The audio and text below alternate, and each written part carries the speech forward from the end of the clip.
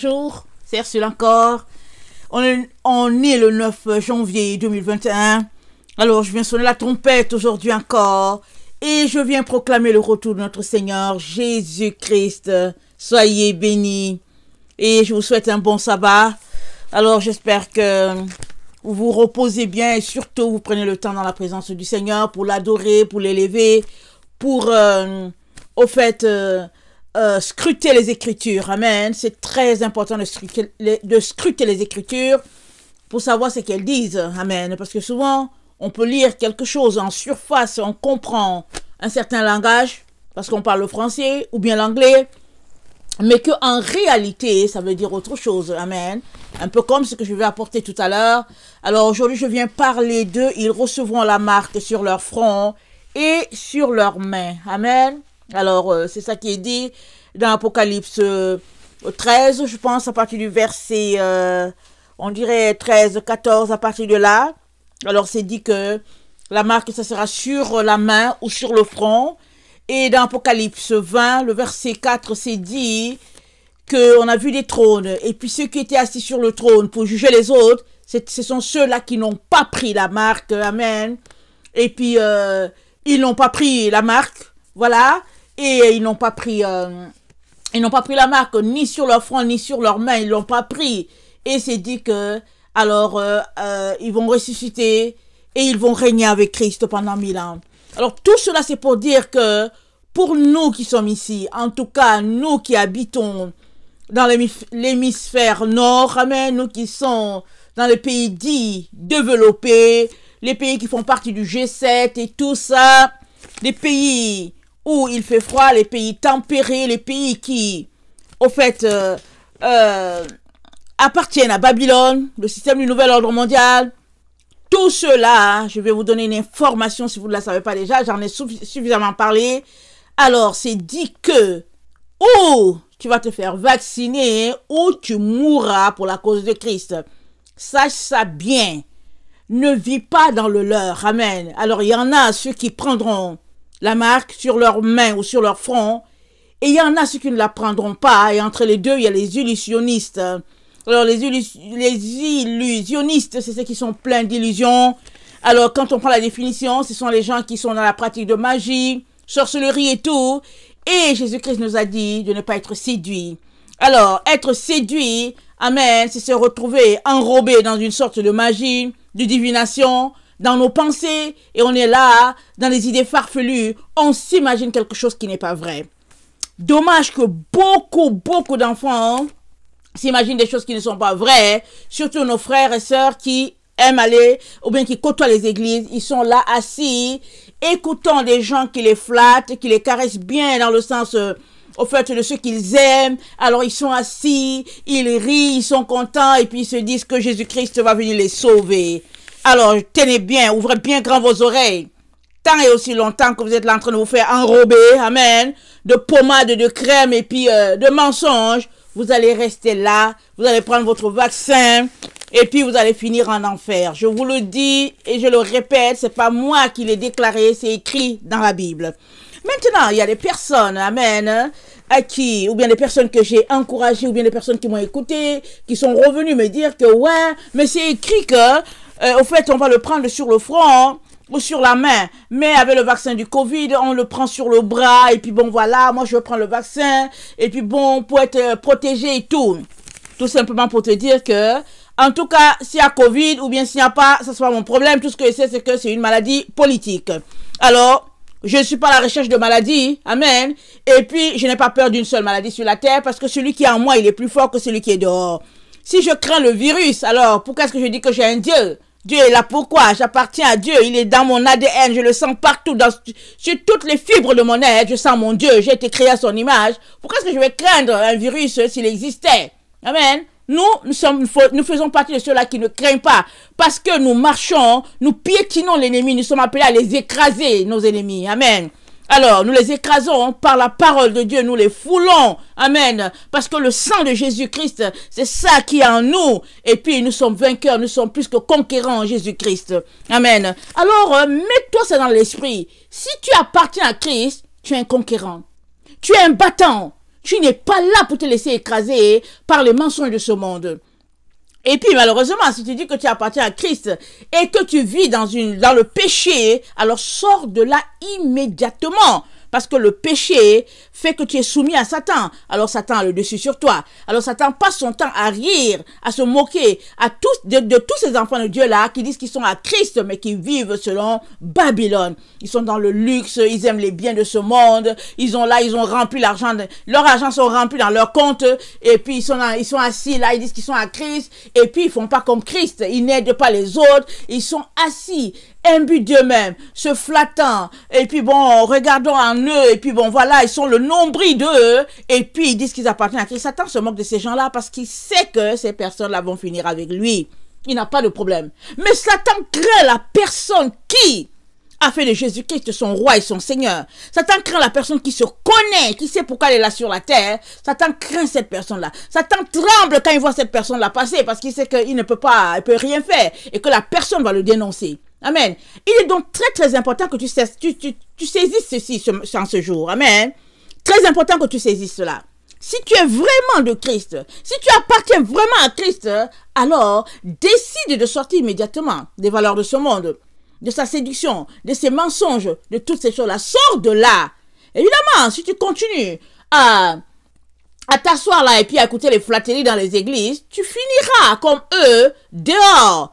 Au fait, je vais déjà t'informer. À l'heure où nous sommes là où nous sommes, 9 janvier 2021, si tu es assis là dans l'église depuis des années et que tu ne vois pas qu'il y a un problème, sache que tu es déjà dehors. Tu es dehors. Tu n'es pas dans la maison de Dieu. Parce que souvent on se dit que oui, il va les jeter dans les ténèbres de dehors. On se demande les ténèbres de dehors, c'est où? Les ténèbres de dehors, c'est ce que tu vis déjà. Tu es dans les ténèbres si tu marches si tu marches dans le mensonge de ce monde, tu es déjà dans les ténèbres du dehors. Tu n'es pas dans l'enceinte de Christ. Tu n'es pas dedans. Alors, Matthieu 22 nous parle que le roi est venu pour voir quels étaient les convives qui étaient là. Et il a trouvé quelqu'un qui était dans un abyssal. Alors, l'enceinte là, c'est une enceinte spirituelle. Alors, soit tu es dans l'enceinte, ou soit tu n'es pas. Et si tu es dans l'enceinte, là où nous sommes là, tu devais te débarrasser de tout péché dans ta vie. Tout ce qui est dans ta vie, que le Père n'aime pas, tu devrais être préoccupé à te sanctifier, à te purifier, à garder une robe propre. Mais si tu le fais maigrement aujourd'hui, et puis demain, tu te votes encore dans le péché, et que tes amis sont ceux-là, les moqueurs, les ennemis de Dieu, et que ensemble, vous êtes là, vous vous retrouvez à prendre votre scène ensemble, et puis à vous voter dans toutes sortes de mensonges et tout, il y a un problème. Il y a un problème. Tu es dehors. Je viens t'encourager à t'organiser. Entre dans la maison. Ou bien tu es dans la maison, ou bien tu es dehors. Tu ne peux pas être au niveau du seuil de la porte, ça marche pas. Entre, ou bien sors immédiatement. Il ne faut pas croire aux gens que bon, voilà, tu es un enfant de Dieu, tout le monde te regarde. Tout le monde te regarde, et puis on sait, amen, ceux-là qui auront triomphé. Alors si je t'encourage à sortir de ce milieu-là, c'est parce que tu ne peux pas en même temps être avec Christ et puis côtoyer ce milieu d'église-là qui est un milieu corrompu, et en même temps, alors te prépare pour le retour de Christ. D'abord, les dimanches, c'est pas le 7e jour, c'est le premier élément. Alors, et puis après, les doctrines dans nos églises, toutes ont été corrompues par la franc-maçonnerie, par la Rose-Croix, par les mensonges de ce monde. Amen. Hein? Et puis, ils ont été teintés de Babylone et tout ce qu'on peut imaginer. Alors, pendant longtemps, j'ai côtoyé ces deux systèmes. Quand je me suis rendu compte que c'était le samedi, qui était le jour du sabbat, alors je m'organisais pour observer mon sabbat le samedi, mais dimanche, il fallait que j'aille à l'église, parce que mon mari est pasteur, amen, je devais aller à l'église, en attendant que le Seigneur me libère. Et je l'ai fait pendant longtemps, et puis c'était pénible.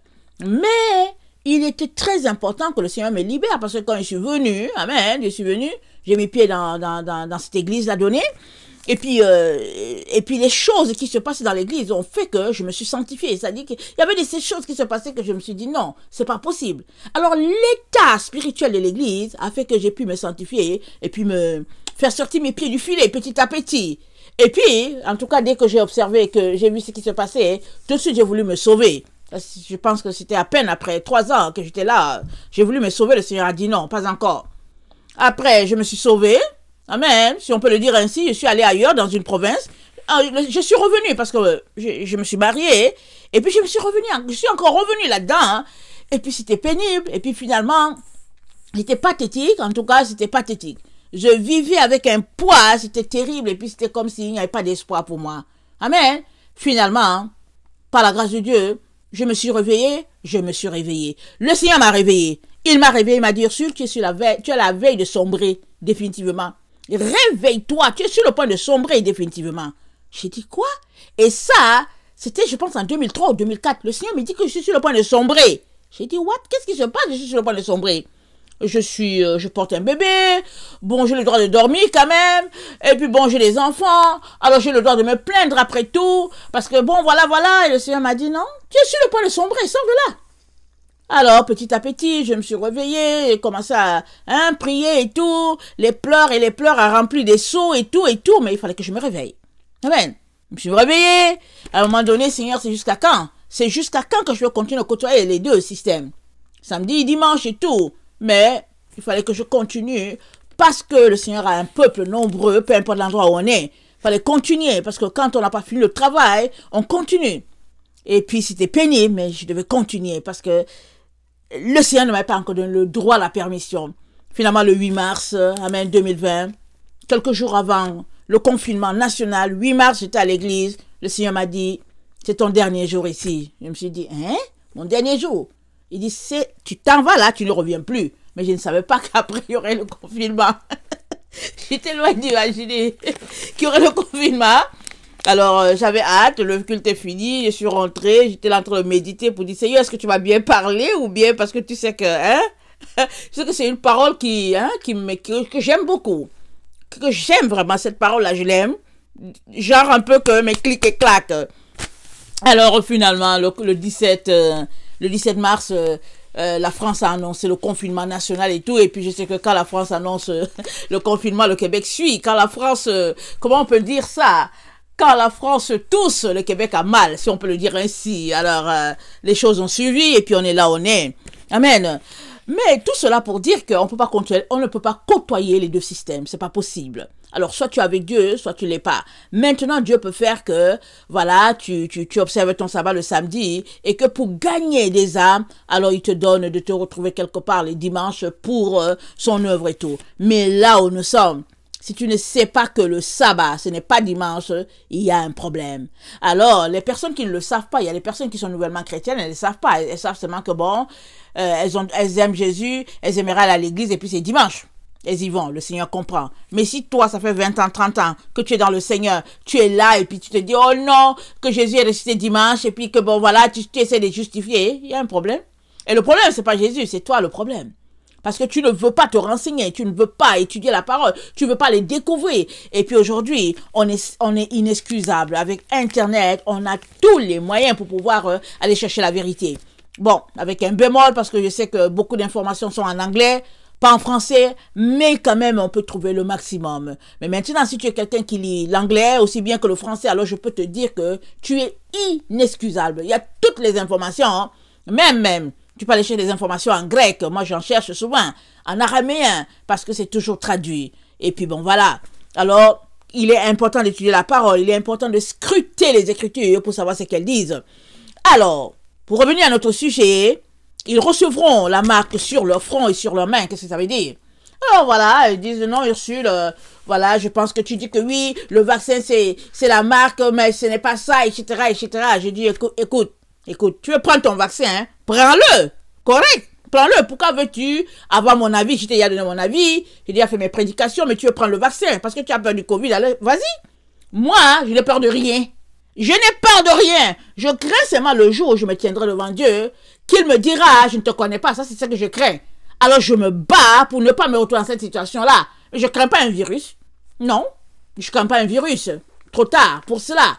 Alors, quand tu quittes tes parents, vraiment, dans la jeunesse et tout, et que tu dois partir, et que tu atterris dans un pays de froid, et que tu arrives, et les gens n'ont pas ton temps, et que tu dois te débrouiller dans la galère, dans tout cela, tu arrives à un moment donné où tu ne dépends que de Dieu. tu dépends que de Dieu, et puis tu vas craindre quoi? Qu'est-ce que tu vas craindre? Alors je dis toujours que les Ivoiriens, ils ont l'habitude de dire cabri mort n'a pas peur de couteau. Question de dire que hey, la chèvre elle est morte, alors elle craint rien. Alors une fois que tu es une personne morte, qu'est-ce que tu crains? Rien.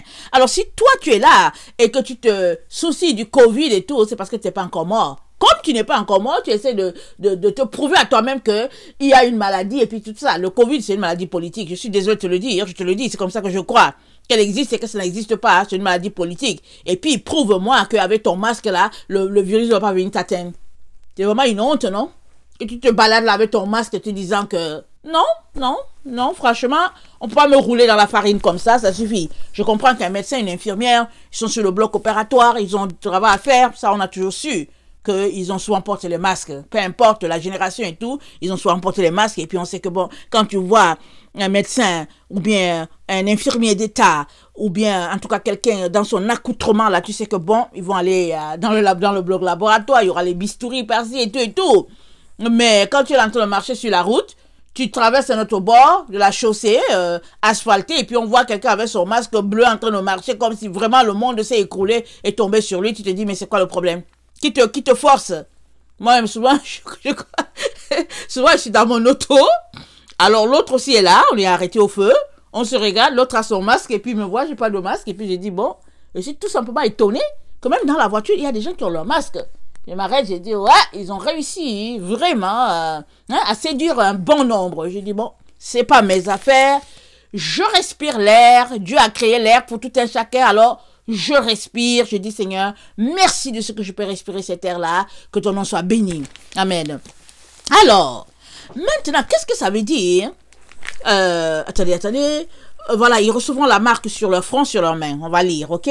On va lire, il est très important d'aller voir ce que Dieu a à nous dire. Alors, je vais commencer par lire Deutéronome 6, le verset 1 à 20. Oh là là. Deutéronome 6, le verset 1 à 25. On va voir si on va lire jusqu'à 25, mais c'est les consignes de Dieu à Israël. Amen. C'est toujours bon de lire la parole de Dieu pour savoir ce que Dieu a dit et de nous examiner pour savoir si nous on obéit ou pas. Alors, Deutéronome 6, le verset 1 à 25, ça dit ceci. Dieu parle à Israël. Voici les commandements, les lois et les ordonnances que l'Éternel, votre Dieu, a commandé de vous enseigner afin que vous les mettiez en pratique dans le pays dont vous allez prendre possession. Afin que tu craignes l'Éternel ton Dieu, en observant tous les jours de ta vie, toi, ton fils et ta fille, non, toi, ton fils et le fils de ton fils, toutes les lois, toutes les ordonnances que je prescris, afin que tes jours soient prolongés.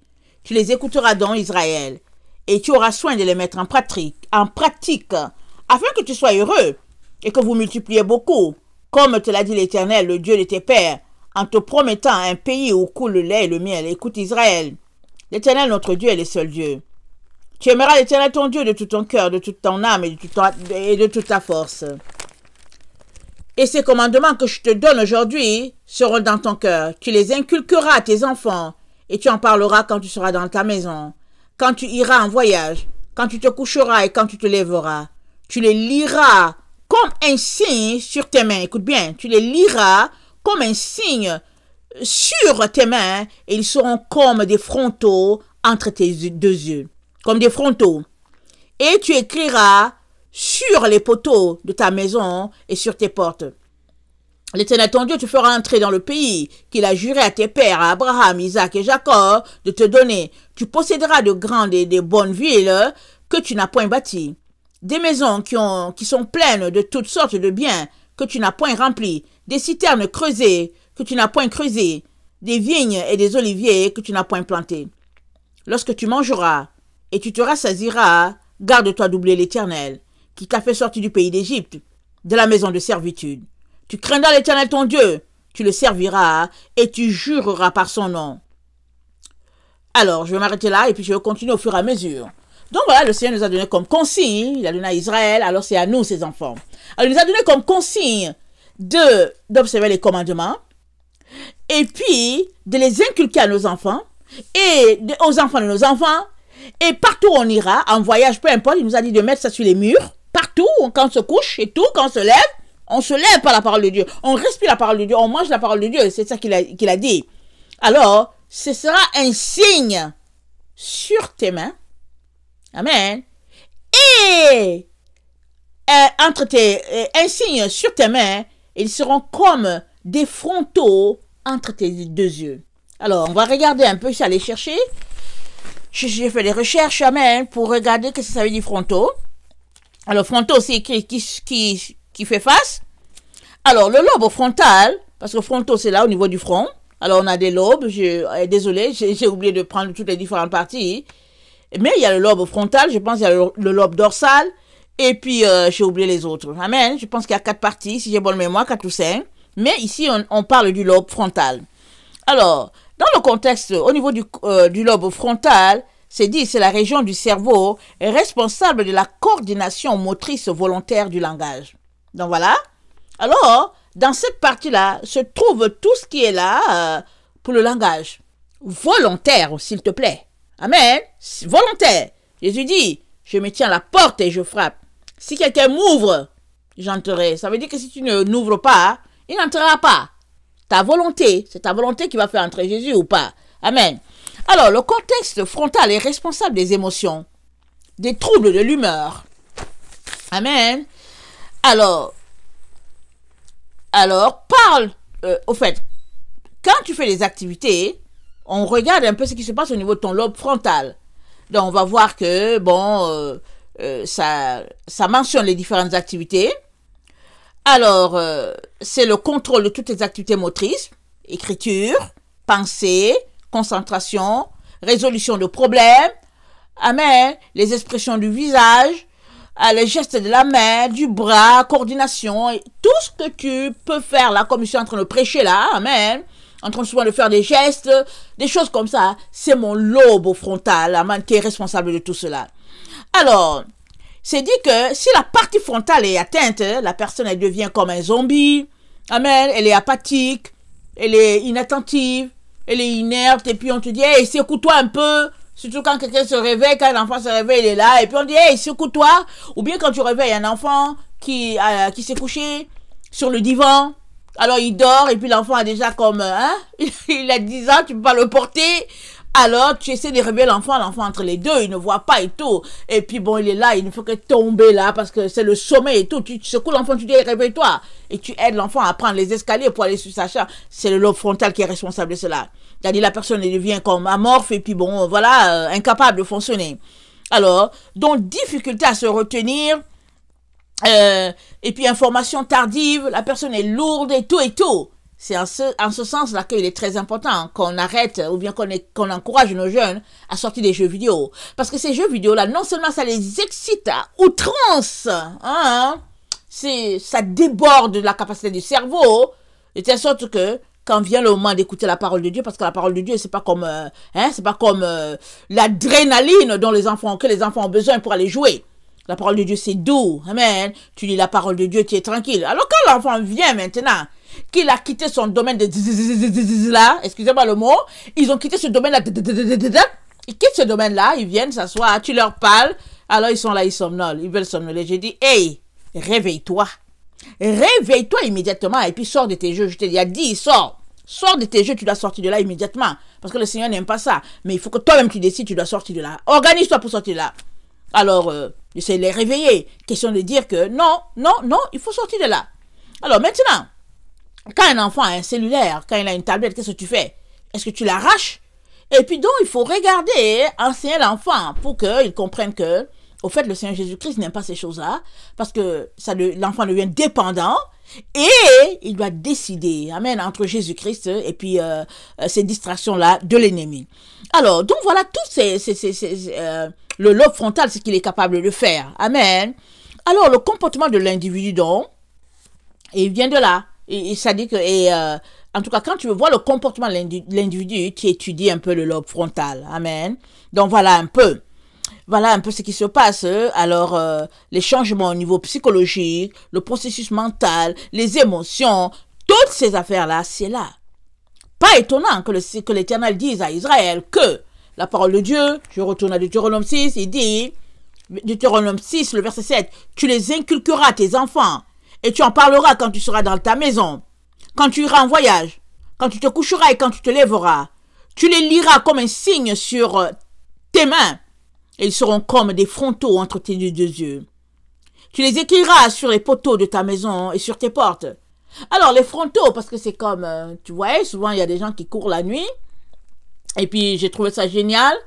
Alors, ils ont là, au niveau de leur frontaux, là, ils ont comme un bandeau. Et le bandeau, il y a comme une lumière qui est là.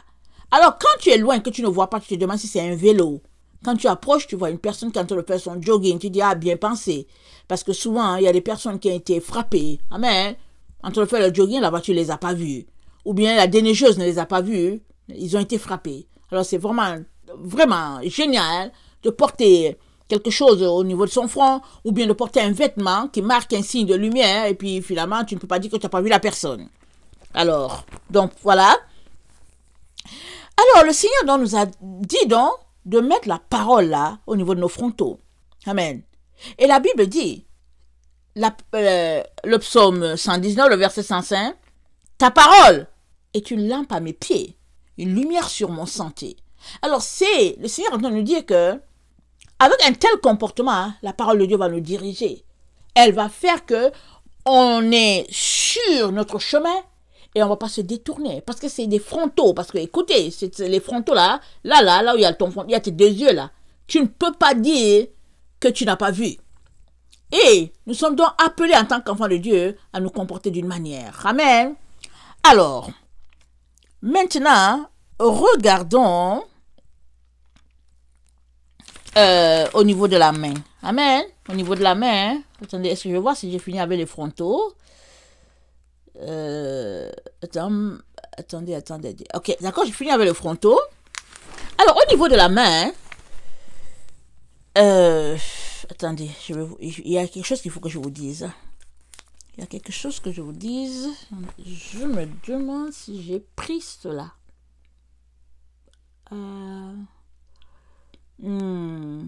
J'ai oublié de noter, ok?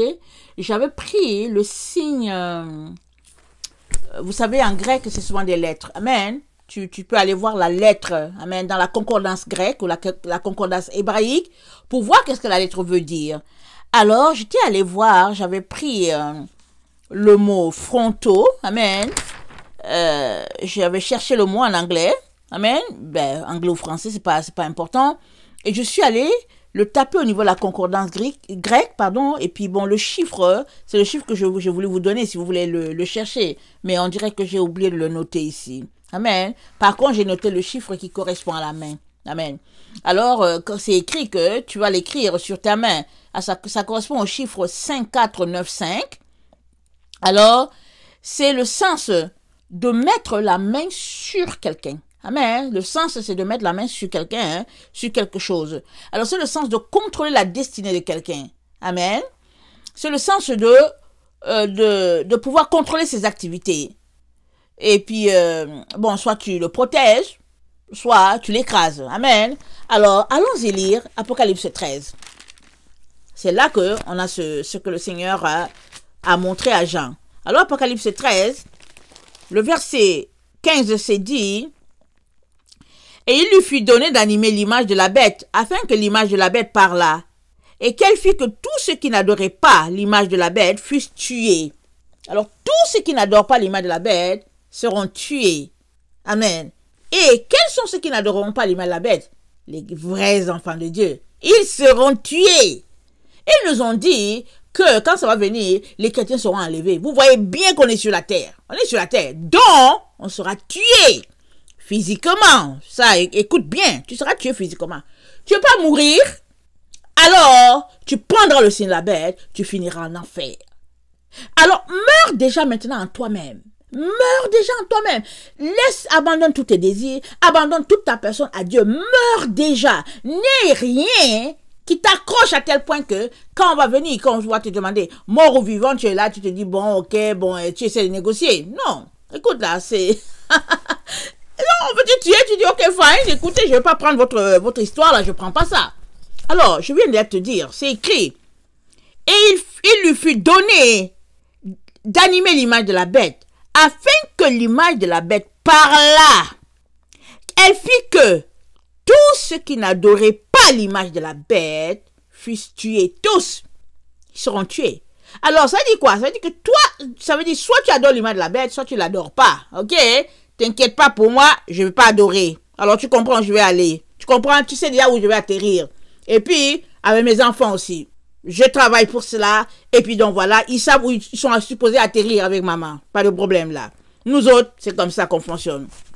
Ok. Ainsi que tous, petits et grands, riches et pauvres, libres et esclaves, reçussent une marque sur leur main droite ou sur leur front. Ok? J'ai parlé du truc frontal tantôt, sur le front. Alors, sur la main droite. Alors, on est au niveau de la main. Alors, Matthieu 3, le verset 12, nous donne un peu le sens de la main. C'est-à-dire que qu'est-ce que la main? Quand il parle de la main, amen, quel est le symbole? Quel est l'esprit? L'esprit qui est derrière, comment on devrait le comprendre. Alors, Matthieu 3, le verset 12 dit, « Il a son vent à la main, il nettoyera son air, il amassera son blé dans le grenier, mais il brûlera la paille dans le feu qui ne s'éteint point. » Alors, le vent est à la main, et puis c'est pour travailler. Amen. Alors, quand on dit que ils vont prendre la marque à la main, c'est-à-dire que cette main-là sera active pour cette cause-là. Alors, quand on parle donc de main, amen, c'est dit que la personne a mis quelque chose, c'est-à-dire il a pris contrôle. Il a pris contrôle de ta vie. En gros, c'est ça que tu dois comprendre. Amen. Alors, maintenant, droite, parce que les droitiers, c'est avec la main droite qu'ils font tout. Amen. Souvent, quand on dit que oui, c'est son bras droit, amen, ça veut dire que c'est la personne la plus proche avec qui, l'homme de confiance. Amen.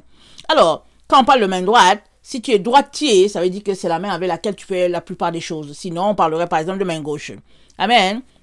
Alors, ils ont aussi mentionné, je suis tombée sur un document grec, Dieu merci, et puis la personne essayait d'expliquer, on dirait qu'il s'y connaît un peu.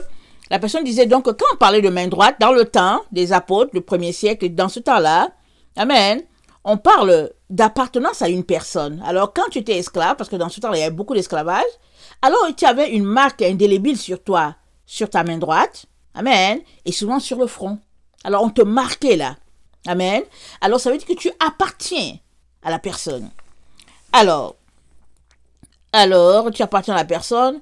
Et puis, la main droite aussi, la main droite, et puis, ça veut dire, non seulement tu appartiens à la personne, mais tu fais tout ce que la personne te dit. C'est comme si elle est ta télécommande. Tu as son service. Tu lui appartiens, tu es son esclave. Donc, voilà. Alors, Deutéronome, donc, 11. Amen. On va retourner dans Deutéronome 11 cette fois-ci. On était dans 6. Cette fois-ci, on est dans 11. C'est de 13 à 25. Alors, je vous conseille de lire ce que je n'aurais pas lu, parce que c'est toujours bon d'aller savoir ce que la Bible dit. Amen. C'est toujours bon de retourner à la Bible, savoir ce que Dieu pense. Amen. Alors, Deutéronome 11, le verset 13, ça dit ceci. « Si vous obéissez à mes commandements, et lesquels ?»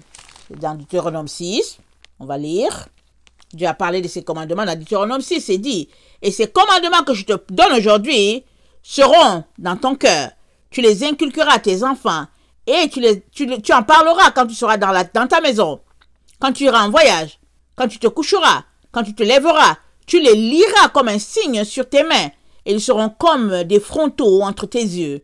Tu les écriras sur les poteaux de ta maison et sur tes portes. » Amen.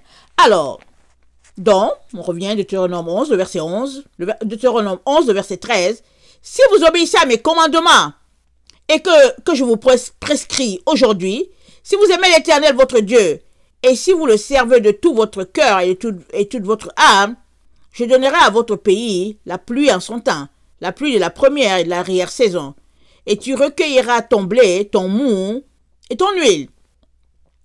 Je mettrai... » Attendez, le verset 17. Verset 16. Gardez-vous de vous laisser séduire, non. Gardez-vous de laisser séduire votre cœur, de vous détourner de servir d'autres dieux et de vous prosterner devant eux. Gardez-vous de vous laisser séduire. C'est ça que Dieu a dit à Israël. Garde-toi de te laisser séduire. Même chose que Jésus-Christ a dit à ses disciples. Même chose que Paul nous a dit. Même chose que Pierre nous a dit. Même chose que l'apôtre Jean nous a dit. Et ils nous ont tous mis en garde contre une séduction quelconque. Il dit, gardez-vous. Parce qu'une fois que tu es séduit, c'est fini. Tu n'es plus sur le chemin. Tu es déjà sur la voie avec Satan. Tu t'imagines que tu es sur le chemin. Tu penses que tu es sur le chemin. Mais tu n'es pas. Alors, il dit, le verset 19. On est dans Deutéronome 6. Deutéronome 11, le verset 19. Il dit, Mettez dans votre cœur et dans votre âme, attendez, Deutéronome 11, le verset 18. Mettez dans votre cœur et dans votre âme ces paroles que je vous dis. Vous les lirez comme un signe sur vos mains. Amen. Elles seront comme des frontaux entre vos yeux.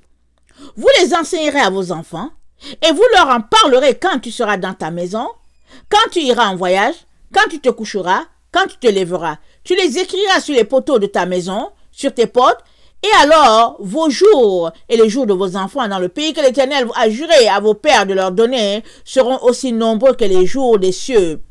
Les jours des cieux le seront au-dessus de la terre. Car si vous observez tous ces commandements que je vous prescris, et si vous les mettez en pratique, pour aimer l'Éternel votre Dieu, pour marcher dans toutes ses voies, pour vous attacher à lui, l'Éternel chassera devant vous toutes ces nations, et vous vous rendrez maître des nations plus grandes et plus puissantes que vous. Tout lieu que foulera la plante de vos pieds sera à vous. Votre frontière s'étendra du désert au Liban et du fleuve de l'Euphrate jusqu'à la mer occidentale. Nul ne tiendra contre vous. L'Éternel votre Dieu répandra, comme il vous l'a dit, la frayeur et la crainte, la frayeur et la crainte de toi sur tous les pays où vous marcherez. Amen. Nous sommes appelés à mettre la parole de Dieu comme des frontaux ici, devant nos deux yeux et sur nos mains. Amen. Alors, Proverbe 7, le verset 1 à 3. Proverbe 7. Proverbe 7. Le verset 1 à 3, ça dit ceci. Mon fils, retiens mes paroles et garde avec toi mes préceptes. Observe mes préceptes et tu vivras. Garde mes enseignements comme la prunelle de tes yeux. Lis-les sur tes doigts. Écris-les sur la table de ton cœur. Lis-les sur tes doigts. Écris-les sur la table de ton cœur. Ici, il parle de cœur. Amen. Mais ils sont appelés à être liés sur les doigts. On fonctionne avec nos doigts. Généralement, si quelqu'un n'a pas de doigts, tu vas voir que, en tout cas, c'est compliqué. Tu peux avoir une idée avec les personnes lépreuses. Elles n'arrivent pas, parce que les doigts, ça nous aide à prendre les choses. C'est l'activité motrice. Hein? Amen. Beaucoup liés avec les doigts et puis les orteils. Amen. Alors, il s'est dit de l'écrire, c'est là, sur les doigts. Alors, donc, la main droite, donc, quand on parle de droit, la main droite et tout ça, alors c'est question de prendre le contrôle, amen, de sa vie et puis bon, de la vie de quelqu'un. Alors, si c'est dit que la marque sera sur la main des gens ou sur le front, ça veut dire que l'autorité du nouvel ordre mondial va prendre le contrôle de la vie des gens. Amen, c'est ça que ça veut dire. Alors, c'est pas parce que tu ne recevras pas la marque sur ton doigt, là, ou bien sur ton front, que ça ne veut pas dire que, au fait, c'est pas la marque. Il faut que tu comprennes que c'est le fait de prendre, parce qu'il est très important d'aller d'abord comprendre le sens de quelque chose dans la langue d'origine. Alors, c'est dit, comme le monsieur là que j'ai lu, qui a traduit, qui parlait, qui a pris le langage en grec pour venir l'expliquer, il a dit, dans cette langue-là, quand on dit que quelque chose est écrit sur le front là, ça veut dire que ils ont pris le contrôle de ta pensée, c'est ça que ça veut dire. Amen. Alors, s'il dit que c'est sur la main, ça veut dire qu'on a pris le contrôle de ta main.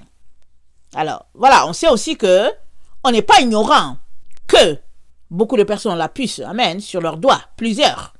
Pas tout le monde, pas la majorité, mais beaucoup, surtout comme dans les pays scandinaves. Ça a commencé par là, peut-être, je ne sais pas où ça a commencé, mais il y a beaucoup de personnes, j'ai déjà vu les vidéos, qui, au lieu d'aller, par exemple, aller appuyer un bouton quelque part, ils viennent devant la porte, et puis ils passent, et puis ils ont leurs mains. Un jour même, je pense à une caisse, et amen, et puis on a dit l'argent, et puis j'étais là, sans faire attention, il y a une personne qui a passé sa main, j'étais tellement étonnée, je me suis dit, mais qu'est-ce qui se passe? Et puis c'était fait. Donc il y a des personnes qui sont, comme on peut dire, à la mode de ces choses-là, et puis qui trouvent que c'est le fun. Amen. Mais ils sont ignorantes de tout ce qui se passe. Amen. Mais Dieu dit, si tu prends ces choses-là, voilà les conséquences. Voilà un peu ce qui va t'arriver. Exemple, on a lu dans Apocalypse 20, le verset 4, ceux-là qui n'auront pas pris la marque, ils vont se retrouver à juger les autres. Maintenant, le débat c'est, est-ce que la marque, là, c'est le vaccin contre le Covid ou pas? Maintenant, arrête-toi et demande-toi qu'est-ce qui te motive, par exemple, à prendre un vaccin. Est-ce que c'est la peur? Est-ce que c'est une pandémie? Est-ce que c'est une épidémie? C'est quoi qui te motive? Va devant Dieu. Il t'aidera à régler cette situation-là à ton niveau.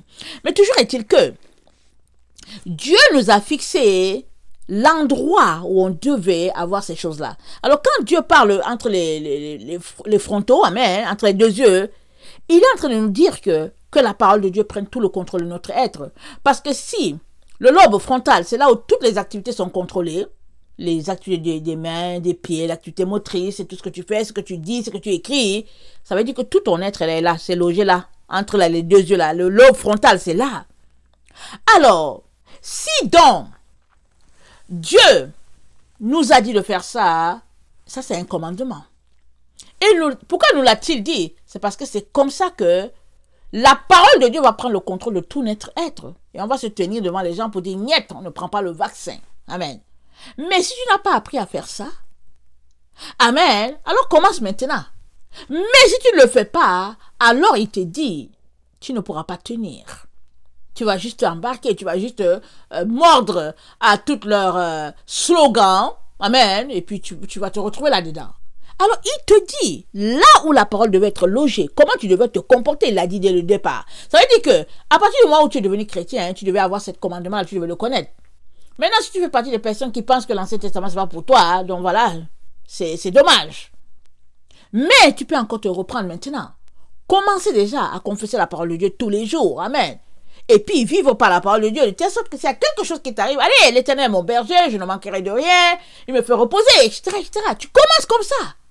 Mais si tu ne récites aucun psaume, tu ne récites rien, tu es là, tu attends que quelqu'un te lise la parole de Dieu, et puis bon voilà, ça veut dire qu'en toi, dans ta boîte, quand on prend la boîte, ou bien si on prend ton disque dur de ta personne, il n'y a rien dedans, il n'y a pas de verset, il n'y a rien, parce que tu ne les récites pas. Tu es là, et puis là-dedans, on va taper, on va voir peut-être qu'il y a des mathématiques, peut-être qu'on va voir qu'il y a de l'informatique, et puis bon, on va voir peut-être les chats que tu fais sur Facebook, et puis tout ça, le WhatsApp, c'est ça qu'on va voir, mais on va pas voir la parole de Dieu. Alors, mais si tu veux qu'on voit la parole de Dieu, commence déjà maintenant à la lire, à la confesser, et puis à apprendre à tes enfants à le faire. Amen. Samedi, c'est une bonne journée pour le faire. Amen. Samedi, c'est une bonne journée. Amen. C'est une journée souvent où je m'arrête. Amen. Les 10 commandements avec les enfants, et puis bon, on essaye de pratiquer, et puis c'est bon. Bonne activité pour la famille et tout. Pas toujours évident, mais on doit toujours se forcer. Amen. Enseigner la vérité aux enfants, parce qu'il est important qu'ils comprennent qu'ils doivent loger la parole dans leur tête. Parce qu'un enfant qui n'a pas la parole de Dieu en soi, c'est pas de sa faute. C'est la faute du parent. C'est pas de la faute de l'enfant. Tu n'as pas appris à l'enfant à réciter les versets, alors qu'est-ce que l'enfant doit faire? Tu l'as appris juste à aller sur les jeux vidéo, ben voilà ce que tu l'as appris. Ne sois pas étonné si tu vas te retrouver de l'autre côté. En enfer, je veux dire. Tu vas te retrouver là-bas? Puisque tu n'as pas appris ça à l'enfant, ça veut dire que toi-même tu l'as pas. Mais si tu veux changer la donne, tu peux déjà commencer maintenant. Demander pardon à Dieu du fait que tu ne le fais pas. Et puis, venez t'asseoir avec ton enfant pour que vous appreniez à réciter les versets ensemble, vous encourager. Ça, c'est un bon exercice de famille. Amen. Je vous parle, je le parle aussi à moi. Amen. Alors, donc, ici donc, quand la Bible parle de le front, la main, c'est que l'autre prend le contrôle de tout ton être. Parce qu'une fois que tu as logé la parole au niveau de tes deux yeux, au niveau de ton lobe frontal, on a besoin de la main pour l'exécuter. Et puis les gens qui n'ont pas de main, ils vont utiliser leurs pieds pour exécuter la parole. Alors tu as besoin de l'autre élément pour exercer la parole. Amen. Alors comme notre Dieu qui est dans les cieux. Alors il dit, j'ai cherché quelqu'un, il n'y avait personne pour me venir en aide. Alors mon bras droit m'est venu en aide. Mon bras droit. Alors le bras droit, quand Dieu parle du bras droit, il mentionne une personne. Quand il parle du bras droit, il parle d'une personne. Amen. Il est là, il n'est pas là. Alors souvent, s'il parle d'une personne, ça peut être un ange. C'est pas parce que tu le vois pas que l'ange n'est pas là. L'ange est là. En train de défendre Israël. L'ange est là. Alors, donc voilà. Alors, attendez. Alors, si Dieu, donc, nous a dit de faire cela, il le concrétise dans le temps où nous sommes par le fait qu'il nous dit qu'il marque ses serviteurs. Qu'est-ce qu'il est en train de dire? Il est en train de dire que si tu as pris l'habitude de faire ces versets-là, de les réciter et tout ça, dans le temps dans lequel nous sommes là, Les enfants de Dieu seront marqués. Et quels sont ceux qui sont marqués? C'est ceux-là qui vivent par la parole, qui la récitent, et qui ne vivent pas de pain seulement, mais de toute parole qui soit de la bouche de Dieu.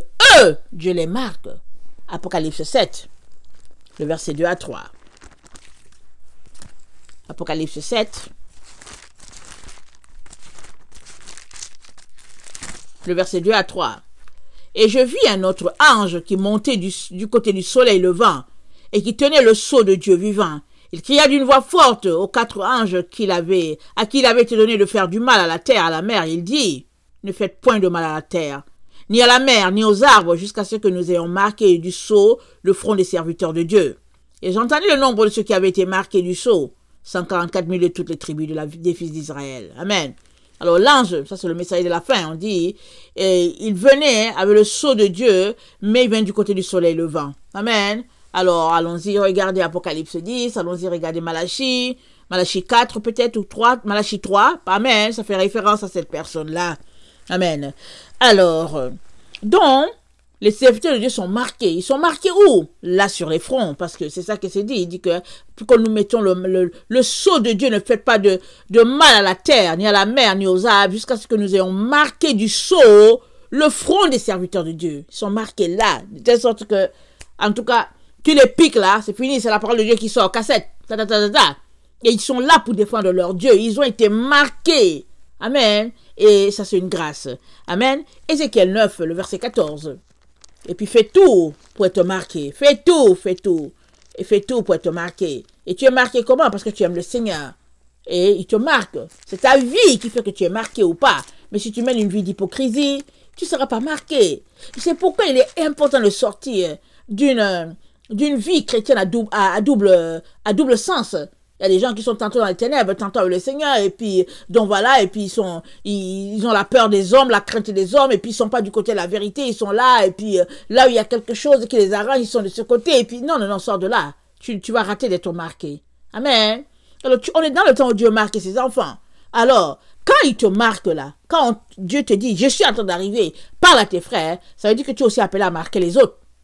Tu te réveilles pour réveiller les autres. Tu te réveilles pas pour dire, ah ouais, bon, il paraît qu'il arrive et puis tu es assis là. Non, tu te réveilles spirituellement pour réveiller les autres, pour dire, hey, réveillez-vous, Jésus arrive. Et puis voilà, et puis l'autre aussi réveille, c'est une chaîne. Amen. C'est comme la course du relais, c'est comme ça que ça marche.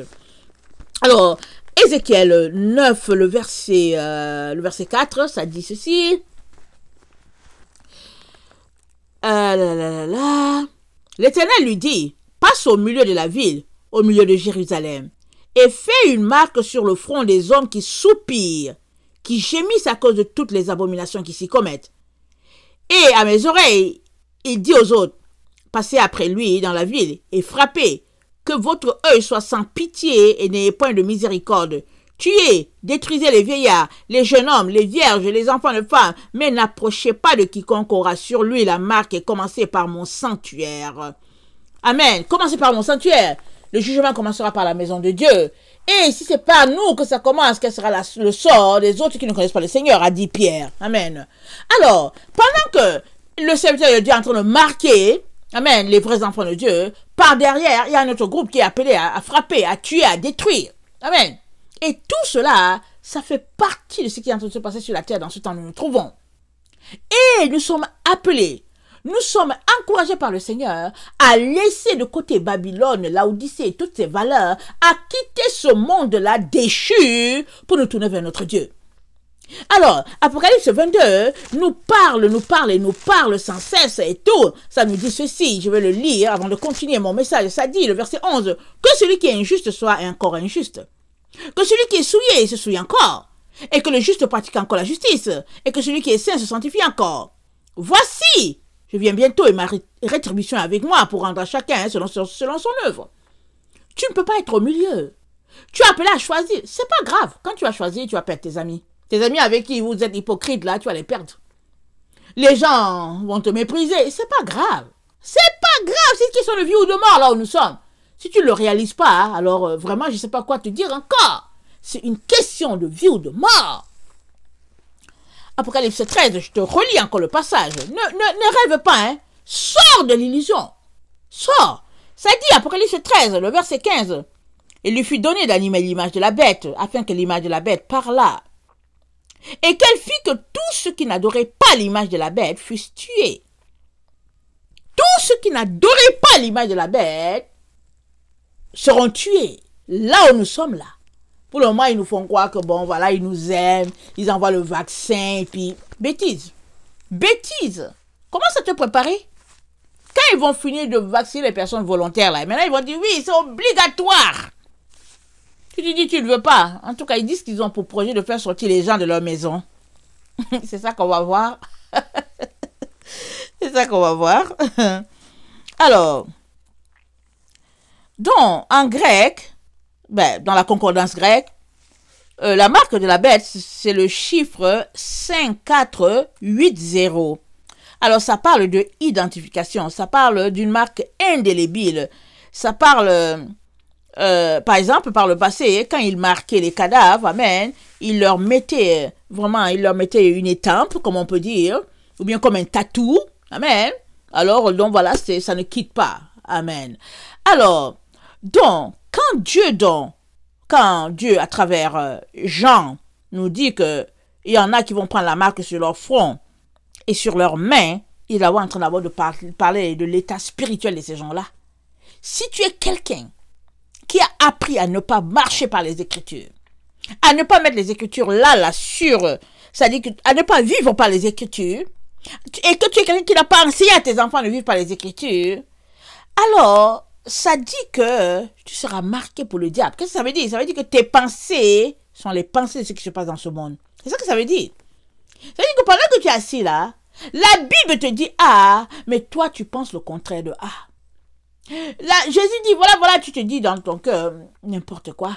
Moi, j'ai déjà entendu plusieurs personnes. Quand j'apporte la parole de Dieu, quand je finis, en tout cas, c'est pas ça, c'est la confrontation. Amen. C'est pas forcément ici, là, dans ma maison. Ça peut arriver, peu importe. Ok? Pourquoi? Parce qu'elle s'oppose à Dieu. Je ne dis pas que j'ai l'explication totale. Et il y a des gens aussi, quand ils lisent la parole de Dieu, je ne sais pas si vous l'avez entendu. Moi, j'ai déjà entendu quelqu'un lire la parole et puis il dit que, ouais, il y a des zones, comment ils appellent ça? Une zone d'ombre dans la Bible. J'ai dit, what? Une zone grise. J'ai un enfant qui allait à une retraite, il revient, il dit, maman nous a dit qu'il y a une zone grise. J'ai dit, au nom puissant de Jésus, on sort ça tout de suite de ta tête, tout de suite, là, dès l'entrée de la maison, au nom puissant de Jésus, j'ai détruit cela. J'ai dit, il n'y a pas de zone grise, mon enfant. Ne les écoute pas, c'est des perdus. Ils sont complètement perdus, ils savent même pas où se trouve la vérité. Et comme ils aiment toujours expliquer les choses qui les arrangent, alors ils viennent vous dire qu'il y a une zone grise. J'ai dit, what? Quel Dieu il y a une zone grise? La Bible dit, il n'y a même pas d'ombre de variation chez lui. Au ciel, il n'y a même pas d'ombre. Et pour justifier leur comportement farfelu et puis tordu, ils enseignent aux gens qu'il y a des zones grises dans la Bible. Dommage. Dommage que tu puisses écouter ces gens-là. C'est des menteurs. C'est des agents de Satan. Des francs-maçons qui sont remplis dans les églises. Ils enseignent n'importe quoi aux gens. Ils sont là. C'est-à-dire ils sont remplis là. C'est des loups là. Ils portent bien leur manteau de brebis là. Et puis tu penses qu'ils sont là. Et puis... C'est terrible ce qui se passe dans la maison de Dieu. Sors de ta tête qu'il y a une zone grise. Il n'y a pas de zone grise. C'est que la Bible dit là. Elle dit ça. Mets ta vie en règle maintenant. Mets-la pendant que je te parle. Parce que bientôt là on va aligner les gens. Tu as vu ce que Hitler a fait là? Comment ramasser les gens pour les remplir dans des conteneurs, je dis conteneurs. On les mettait dans les trains pour les amener et puis bon, ils quittaient la maison et puis bon, ils partaient. C'est comme ça. Cette terre-là, elle sera remplie des personnes qui vont marcher comme ils aimeraient. C'est ça comme ça qu'ils vont faire, mais ce sera juste un petit temps.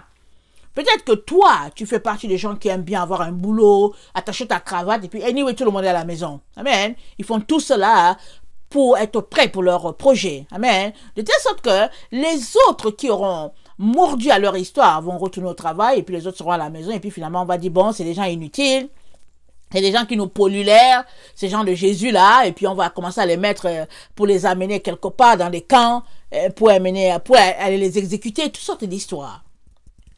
Écoute-moi bien. Ne te dis pas que ça va jamais arriver.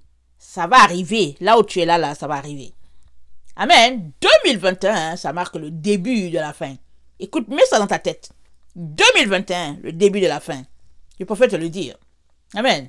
C'est sûr que je vais apporter une vidéo là-dessus, mais je te le dis déjà. Prépare-toi. par toi. C'est-à-dire, décide de ton camp. Mourir. Ou bien, ben voilà. Ou bien vivre selon le nouvel ordre mondial. Mais ne reste pas là pour dire que bon, finalement, ils vont comprendre et puis non. Les personnes qui échapperont, c'est celles qui seront dans les montagnes. C'est dit que ceux qui sont dans les montagnes ne descendent pas. Les gens qui vont fuir dans les forêts, là, en Afrique, là, ils vont fuir. Ils vont aller là-bas. Mais toutes les personnes qui sont dans les villes, là, ces occidentaux-là que tu vois, ils vont veiller à ce que les gens prennent le vaccin. Ils vont envoyer aussi Boko Haram aux gens. Et c'est eux qui ont monté Boko Haram. C'est eux qui ont monté ISIS. Ils ont monté Boko Haram. Ils font croire que c'est les Arabes qui ont fait que c'est eux, c'est le même groupe, c'est les mêmes gens. C'est les mêmes gens. Pourquoi? Parce que l'homme est mauvais. Il est animé de Satan. Il veut détruire. Mais Jésus-Christ est venu pour te donner la vie. Il te la donne en abondance, si tu la veux du moins. Seulement que la vie de Jésus, c'est une vie où tu vis dépouillé. Amen. Tu vis pour lui, tu vis dépouillé. Alors, la marque sur la main, la marque sur le front, ne t'attends pas forcément à ce qu'on te pique, on te donne le vaccin là sur le front ou bien sur la main. Si on te la donne, tant mieux. Ne t'attends pas forcément à ce que la puce soit sur ton bras ou bien elle peut être sur ton dos. C'est pas grave ça. Mais là où tu dois t'arrêter et régler ton problème, c'est où se trouve ton Jésus. Est-il bien inscrit là? Entre tes deux yeux là, sur les frontaux là, sur le front là, est-ce que Jésus est là? Est-ce que tes mains, amen, est-ce que Jésus-Christ est celui-là qui contrôle ta vie? Est-ce que ça dit que tu es au niveau, quand Jésus parle que son bras lui vient au secours, est-ce que Jésus peut compter sur toi parce que lui il est au ciel? Est-ce qu'il peut compter sur toi pour rassembler la troupe? C'est de ça qu'il est question. Tu t'assois là pour dire que ouais, même, en tout cas moi je veux prendre le vaccin parce qu'après tout, quoi? Quelle maladie il y a? C'est quelle maladie que tu ne peux pas combattre là où tu es là? Tu crains le virus, tu crains pas Dieu. Celui-là devant qui tu vas te tenir un jour, il va te dire, écoute là, je t'ai créé et je t'ai envoyé sur la terre. Tu ne le crains pas et tu crains le virus. Pose-toi des questions. C'est quand même grave. Pose-toi des questions. Pourquoi? Parce qu'ils ont fait un lavage de cerveau avec les médias et toutes sortes de situations. Hein, et tu es assis là et tu crois à leurs histoires. Et puis même, s'il y a quelque chose qui t'arrive que tu dois mourir, si tu avais Dieu, tu vas vite le trouver, non? Là-bas au ciel, c'est meilleur qu'ici. Alors c'est quoi le problème? Amen. Vraiment que le Seigneur puisse nous donner tout un chacun de prendre position, comme c'est dit, comme on l'a lu dans Apocalypse 22, le verset 11, que celui-là qui est souillé se souille encore, et que celui-là qui est saint se sanctifie encore. On est vraiment dans le temps où on ne peut pas être au milieu, et il n'y a pas de zone grise dans la Bible, et en plus de cela, le plus grave pour toi serait que, au fait, tu as déjà pris la marque de la bête, parce que déjà là, tu as déjà enregistré dans ta tête que peu importe ce qui arrive, tu vas prendre le vaccin. Alors c'est fini pour toi, qu'est-ce qu'on peut bien faire? On ne peut plus rien. Mais si tu veux changer, tu peux changer maintenant. Tu peux le changer. Amen. Alors, si tu crains les hommes, qu'est-ce qu'on peut faire? Jésus a dit, maudit soit celui qui se confie à l'homme. Cette personne-là est maudite. Pas parce que Jésus l'a maudit. Elle s'est maudite elle-même parce qu'elle croit à des hommes. Amen. Que le Seigneur bénisse sa parole. Je vous aime beaucoup. Et Dieu davantage. Maranatha. Jésus revient. Et bon, je vous encourage à continuer votre sabbat, amen, dans la présence de Dieu. Que le Seigneur bénisse sa parole. Amen et amen.